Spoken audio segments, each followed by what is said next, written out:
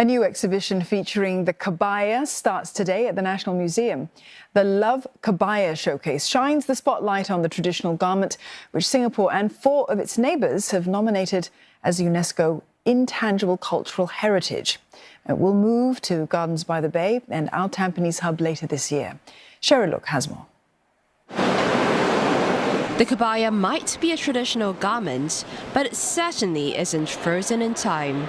This exhibition presents the iconic dress in its various cuts and colours, from classic to contemporary.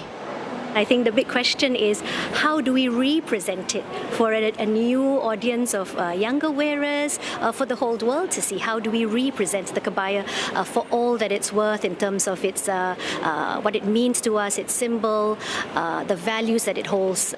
Madam Moniata is one of 5 designers featured in this exhibition. She's also part of Kawan Kebaya, a community network of 51 stakeholders. They've been guiding the National Heritage Board in its bid to get the kebaya inscribed on UNESCO's Intangible Cultural Heritage list.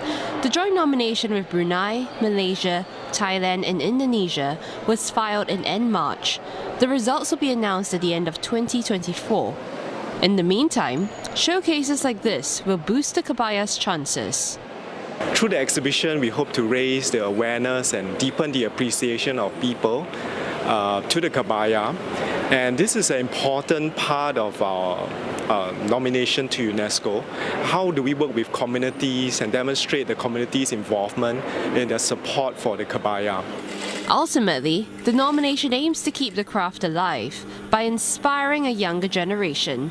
This millennial is one of those carrying on the tradition. She grew up helping out at her mother's kebaya store and now works there as a designer. I would say the most challenging part of it is to figure out what material would suit certain designs of the kebaya best and what would actually flatter the woman's body in regards to it, and what would help enhance the elegance of the lady itself, especially when they don a kebaya. But for those without Ms. Putri's exposure and connections, it can be a difficult craft to master. The long hours and unstable market could also deter potential craftsmen.